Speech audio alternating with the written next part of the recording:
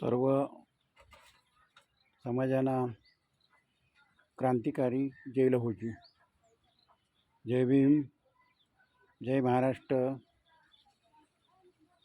सर्व कार्यकर्त्यांना, नेत्यांना आग्रहाची विनंती आहे की आपण एकमेकाला संवाद करत असताना एकमेकाची उणीव न पाहता समाजाच्या हिताचं काय आहे सर्व नेत्यांनी चिंतन करावं आणि मग निर्णय घ्यावा. प्रत्येकजण आपापला निर्णय घेत असतो, तो संविधानाने दिलेला अधिकार आहे. परंतु निर्णय घेत असताना आपली शक्ती किंवा आपली चेतना वाया जाणार नाही आणि समाजाच्या हितासाठी कामी येईल असे काहीतरी विचार, असे सर्वांनी विचार करून समाजातल्या तळागाळातल्या लोकांपर्यंत आपलं मार्गदर्शन जाणं गरजेचं आहे. बऱ्याच पक्षांनी आपल्याला आपल्या हक्कापासून वंचित ठेवले आहे. आपल्याला मतदानाच्या ह्या येणाऱ्या लोकसभेच्या मतदारामध्ये कुठल्याही पक्षाने आपल्याला तिकीट दिली नाही. परंतु जी काय होतं ते भविष्यात चांगलं असतं आणि मग आपल्याला आपण कुठं कमी पडतो आहे ह्याचं कारण आपल्याला जरूर कळेल. शिवाय आपण त्याच्यावरती विचारविनिमय कराल अशी माझं म्हणणं आहे. परंतु आज सगळ्या पक्षांनी आपल्याला वेगळं ठेवण्याचं कारण, ह्याच्या पाठची पार्श्वभूमी जर जाणून घेतली तर आपले नेते, आपले समाज, आपले कार्यकर्ते एकत्र नाहीत. हे आपल्याला सगळ्यांना मान्य करावंच लागेल. म्हणून कुठलाही पक्ष किंवा कुठलीही संघटना आपल्याला जवळ करू पाहत नाही. आपल्यापेक्षा कमी संख्येने असणाऱ्या लोकांना 5-5 या लोकसभेच्या 5-5 खासदारांसाठी तिकीट देऊ करतात.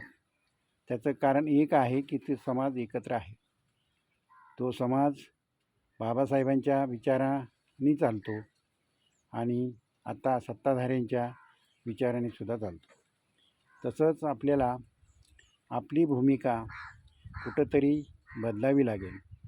आपण बदलून आपल्या प्रत्येक तळागाळातल्या समाजापर्यंत आपण पोचलं पाहिजे. प्रत्येकाने स्वतःची पुंजी किंवा स्वतःचा वेळ किंवा स्वतःची ऊर्जा खर्च वैयक्तिक न करता समाजाच्या हितात काय आहे समाजाला मार्गदर्शन करता येईल आणि येणाऱ्या निवडणुकीमध्ये मतदान सगळ्यांनी करायचं आहे. परंतु कुणाला करायचं आणि कुणाला नाही करायचं तेही मात्र आपण सर्वांनी ठरवावं आणि ठरवूनच आपण निर्णय घ्यावा.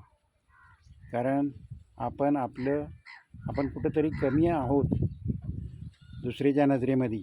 आपल्याला वाटतं आम्ही भरपूर ताकदवान आहे, लढाऊ आहे, सूर आहे. हे सगळं मान्य करावंच लागेल. परंतु कुठं कमी पडतो आहे आज राजकीय क्षेत्रामध्ये ते आपण प्रत्येकाने त्याचं विचारविनिमय चिंतन करावं आणि चिंतन करूनच निर्णय घ्यावेत. अन्यथा आपला वेळ वाया जाता कामा नये असं मला वाटतं. प्रत्येक एकमेकाच्या दुसऱ्या क्लासमध्ये एकमेकाविरोधात काहीतरी पोस्ट करत असतात.